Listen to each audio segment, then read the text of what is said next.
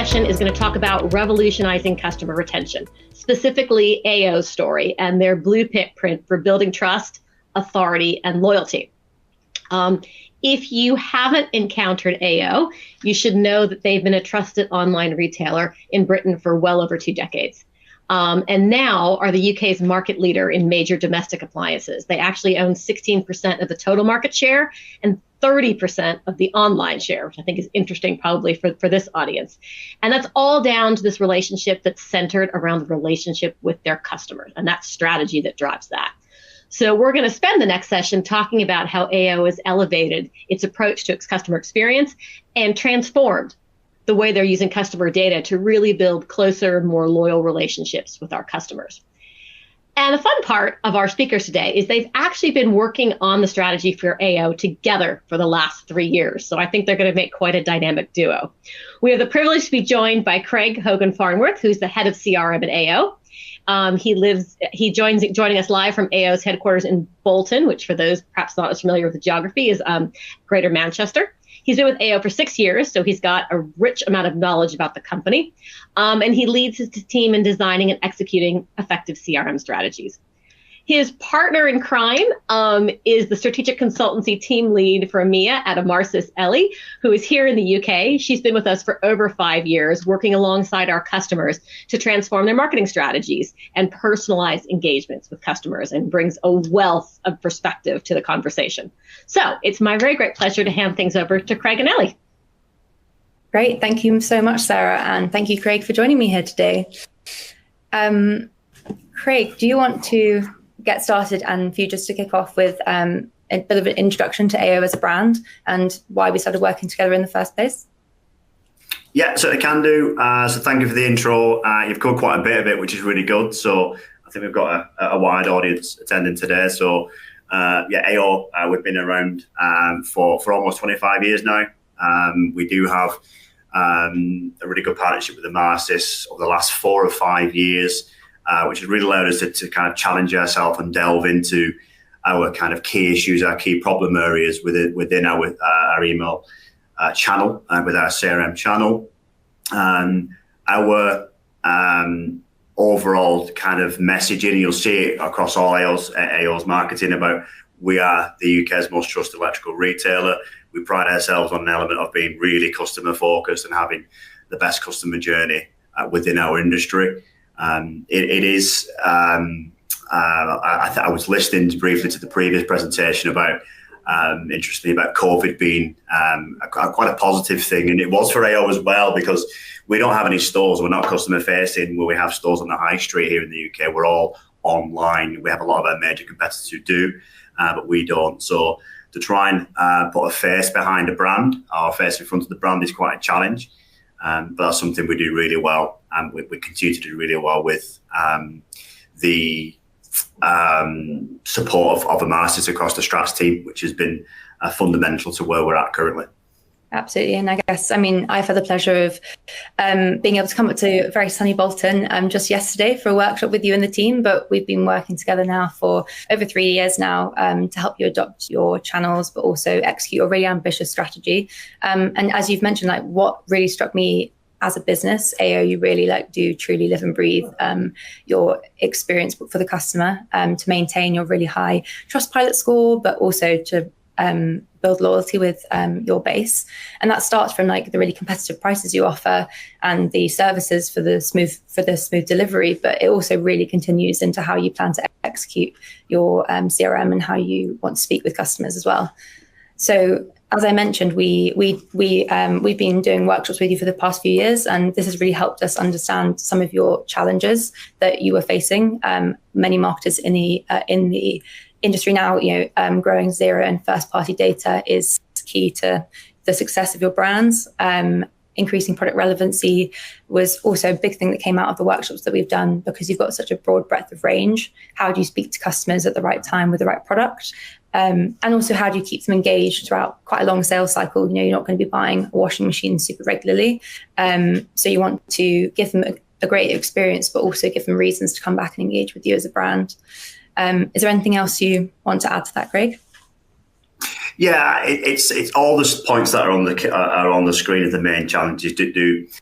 are very closely linked together for us at AO. And the range of products we sell, we do sell several thousand products as on the previous screen that was displayed.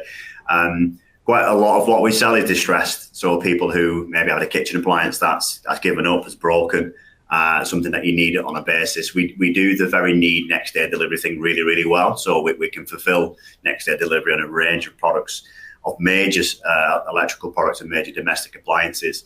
One of our main challenges is how we then get people into our breadth of range. How do we tell people that because you've got a really good experience on one major product, we sell several thousand other things that you could get a competitor on the high street. So by increasing product relevance when a customer on board with us through our welcome journey, that is something we've worked at really closely with the Strats team at Emarsys on how we can use the data that's available against a customer's order, or maybe what a customer's been browsing online through what they give us on certain, we'll go into web channels shortly, but what they've given us for information, what we can utilize. And that really comes with targeted campaigns with really editorial engaging content, which is one of the points on there. So not everybody's going to be in a sales environment, everyone's going to be in a sales period or in the market for something. But how we keep them engaged by not just driving sales down the customer's throat is really, really important. And that builds right into our customer reactivation on how we can keep more customers active in our database for a longer period of time by understanding them a little bit more. So all these challenges really are closely linked together and fundamentally keep us on our toes. Yeah, and this led us to identify like 3 key areas that we wanted to focus on over the past few years. You've got a fairly large marketing team, so we've been able to build a roadmap for them to basically execute across the year and make sure that your team keeps actually delivering value for the business. So number 1 was lead generation with web channel. We identified there was a missing opportunity. The majority of your customers were coming into the database through your checkout. However, there was a large pool of people who were probably coming to you through Google Shopping when they were searching for their next washing machine, but you actually never had an opportunity to sell to them relevantly. So we wanted to make sure that we were capturing people who were coming to your site. Secondly, we identified the opportunity to beat the competition with automation. So identifying more customers enables us to map out those customer moments that matter to you as a brand, whether it be from lead to first-time buyer or first-time buyer to repeat. And thirdly was a call to action with an email template toolbox, what does this mean? Basically, we identified that there was a huge opportunity to update the AO template to really speak to what the customer was looking for and drive more click and site traffic engagement. But we'll go into all of that in a little bit more detail. Craig, do you want to, I think this was really underpinned by how we work together. I think, the main benefit I see from working with my clients and working with the project teams that we've got behind us is actually like the project management side of it and actually being able to deliver a roadmap that helps you be successful in your teams, but using the technology. Yeah, absolutely, Ellie. I think one great thing and why we've been a partner with a strategic partner with Emarsys for a few years now is we're very open about our challenges on the previous page, just one of many. But we're also we're more than happy to be challenged, and Emarsys do that really well for us. They challenge us on certain things that maybe we're doing wrong or something that we want to trial. We're not afraid to trial things. By the middle point there about how we beat the competition with automation, it's how flexible automations can be with an Emarsys platform is a really big bonus for us. We can send customers down multiple different types of automation, omnichannel automation, including social, direct mail channels and SMS channels. So just because a customer is not interacting with a certain form of marketing, email isn't for everyone. But by overlaying engagement and purchase data with demographic data, which we have available to us, allows us to put through people through smarter, more relevant automation to hopefully then go to convert them and keep them with AO. So that's a really big one for us. But Emarsys get it when we have our sessions together, which is really important to us. It's made for a very exciting project. So as I mentioned, we kicked off with lead generation with Web Channel. So our studio services team have built up these templates, which essentially have understood that capturing just email isn't really enough. And there's a huge opportunity at that point when someone's engaging with you to have a bit of a value exchange and essentially understand the mission and why they've come to AO.com. We had some great sessions. And I think, understanding, as you mentioned, Craig, the majority of your customers have probably come to you because they've got a broken appliance. But also there's a large pool of people who are renovating, or they're buying a gift, or they're preparing for school or work. And we are, just, I guess, to caveat, we've launched with email and we're about to go live with what's on screen. So just by launching the email sign up, we managed to drive with you 14% uplift on your opt-in database. And we're about to go live with this progressive profiling, which is really exciting. But why is that important to you? What do you plan to do with this data once you understand that someone's renovating or they're a distressed customer? Yeah, email sounds fantastic. And as we can see, the 40% uplift is brilliant for us. We still get an email address at that point, and nothing really much else to help us if they're a new customer or an unknown customer to AO. But what this allows us to do moving forward is to really put customers through a more relevant, personalised welcome journey. Even if we know a snippet of information about these customers, it gives us the opportunity to target and to show more relevant information based on what a customer's kind of moment is in their life, whether it is renovating, whether it's gifting around peak trading type periods towards Christmas time.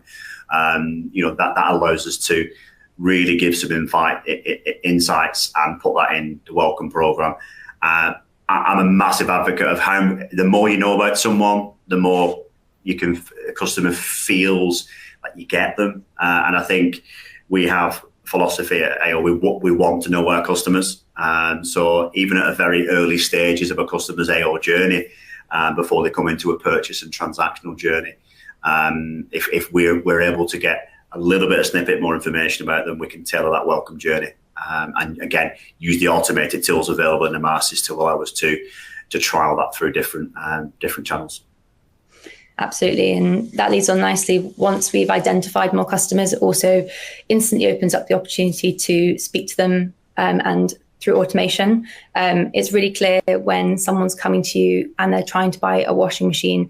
It's actually quite a difficult task knowing how it'll fit, which features you want. And I think automation has been paramount to you as a brand, being able to deliver on your promise of being trusted advisors to your customers. So, and also we know that the majority of your customers are purchasing washing machines initially, but then there's a huge opportunity within your welcome program. You've already alluded, Craig, that we've worked on this quite closely with you to make sure that maybe why don't you tell us how it's improved the customer journey for you? There's two aspects of it. There's customers who you can cross-sell using automation within multiple types of products.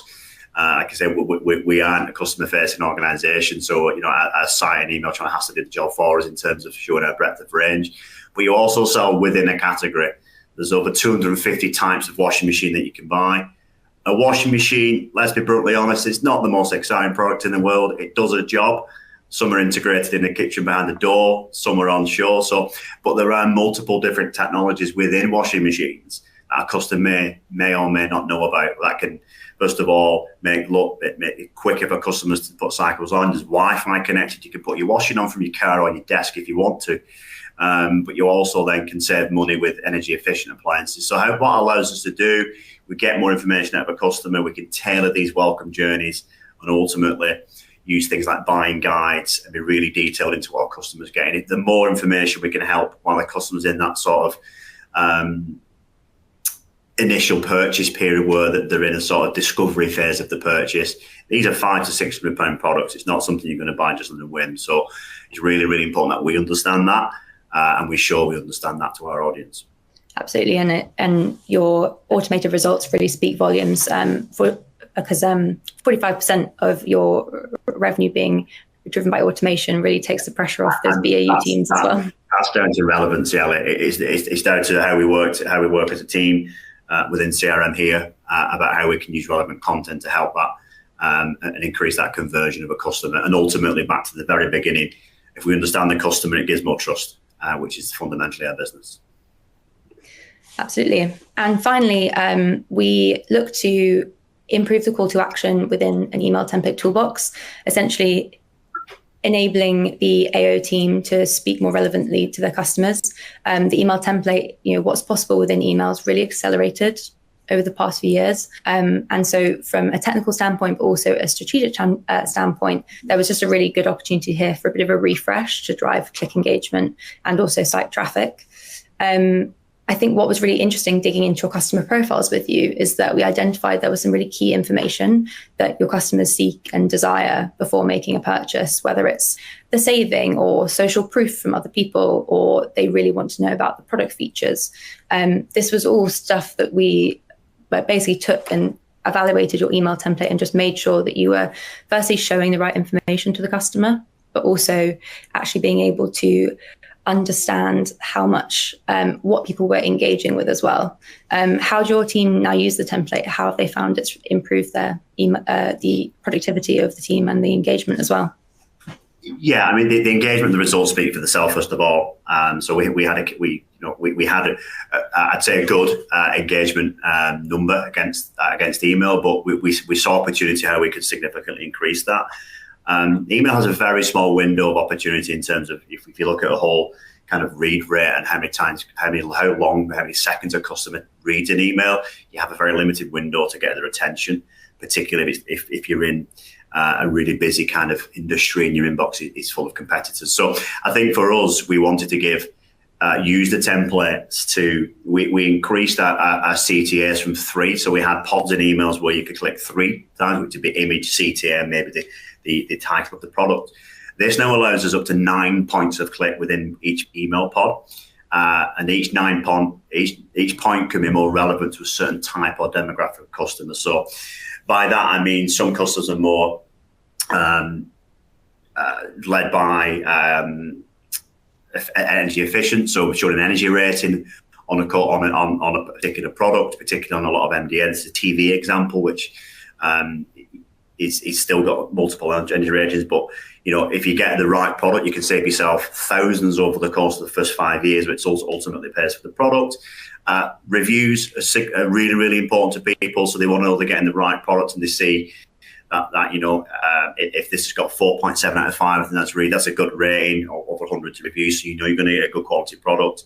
The promotions tabs, which is a tab there in red, that allows us to have up to 4 of those on this pod, which may be something like it includes a soundbar that's 10% off. So it really allows us to add more relevant information, which are core kind of USPs why you should buy this product in a small space. And these render really well on mobile, which is again what we as a lot of businesses do, best practice to build mobile first. So it's key why we increased our kind of email engagement by such a number. But we challenge ourselves, right? We're still challenging ourselves. Are these the right things to do? Should we display things in a slightly different manner? But Emarsys are fully aware of that. So we'll keep chasing you down to fix it for us. Yeah, absolutely. No, and I think what's really exciting. What's really exciting about this as well is I think it's really helped you stretch how you use the product recommendation tool as well. Like your team are now also testing using a product file, like what additional information you should be bringing into AI recommendations. So I think starting small within the email template and then seeing how you can utilize other features within the platform, it's been really great to watch, and it's been a real evolution. So the results speak volumes. We have also. Before we move on, just that sentence. Sorry, I'm looking at the time. But we also had to challenge this in dark mode. We have a high adoption of dark mode, which I'm pretty sure has been discussed in this afternoons or this morning, depending on where you are. All these we look at that in terms of how we can adapt and still get across the multiple points of click across an email using dark mode, and that's again something we consider throughout when we redesign these new pods or come up with new concepts. Because that is for us, we're seeing that grow from month to month. The email template is constantly evolving in terms of what's possible, and it's just been really great to see your team lean in and adopt the new capabilities.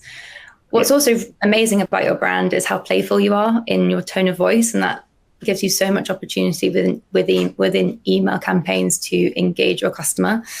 So again, working with our services team, the team got creative.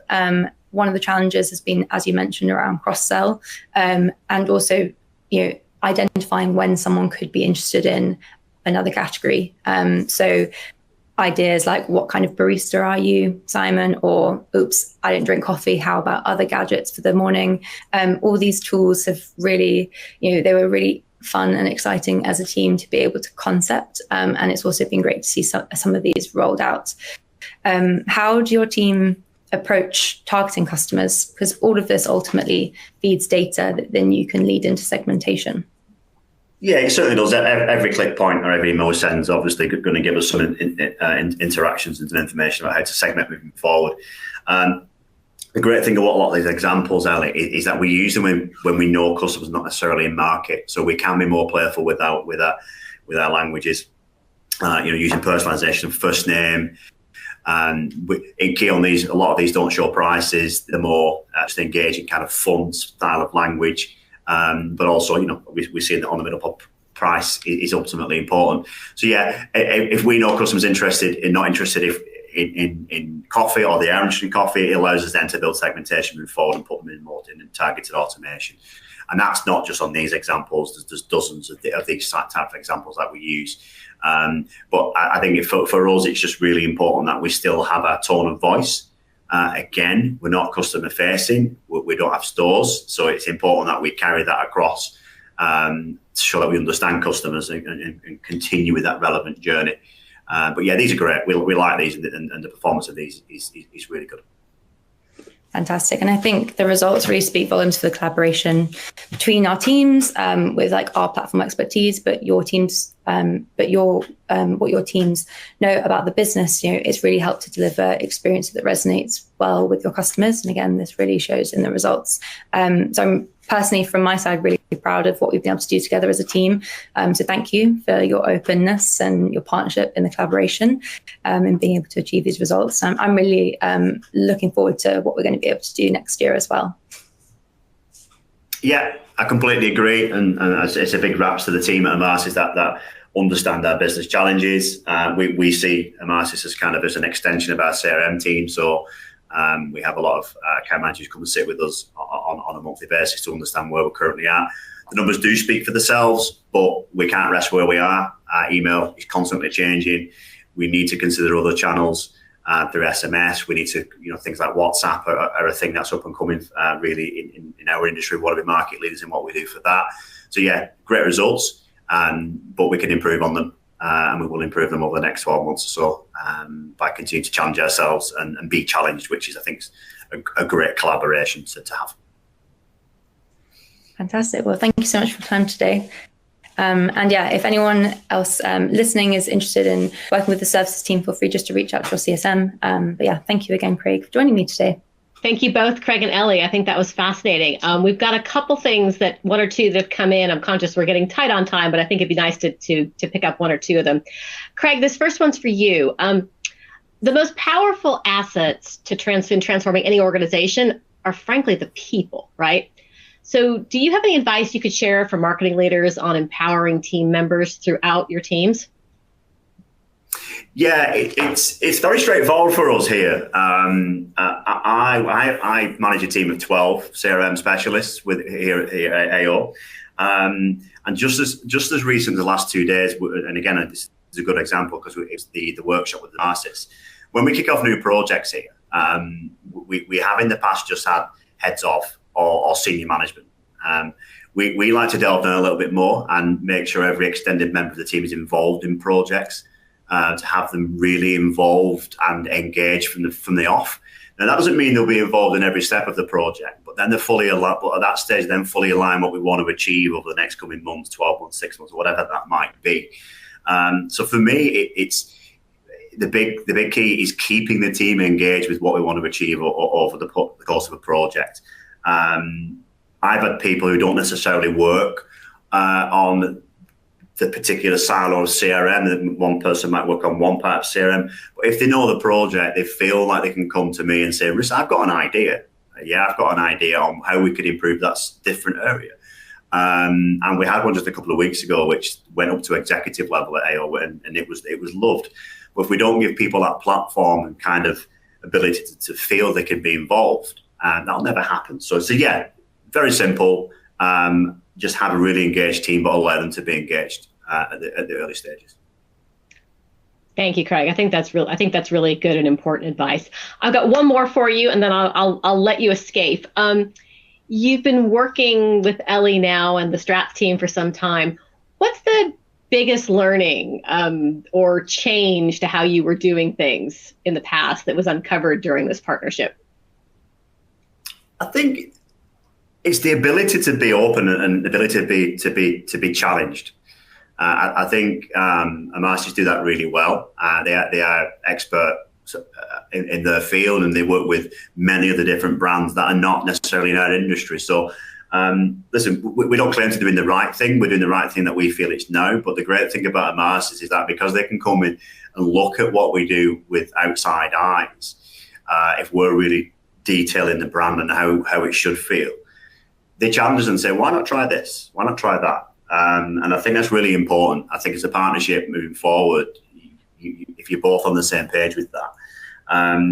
But the suggestions that we have on some projects are not necessarily what Emarsys agree with. And I think the team headed up by Ellie and the guys are more than comfortable to challenge us. But I'd like to think it's because we're open enough to be challenged and not just to kind of say, no, we're doing the AO way, and that's it. And I think that just leads to us ultimately getting to the right result. Wonderful. Well, that feels like a very positive note to wrap things up on. So, Craig, Ellie, thank you again so much for your contributions. I think this is another really great session. If anybody would like to connect, again, you'll find QR codes on the screen to their LinkedIn connections. And I'm sure if you have any questions that we weren't able to get to, they would both be delighted to talk to you one-to-one. And Ellie, Craig, thank you again for joining us today.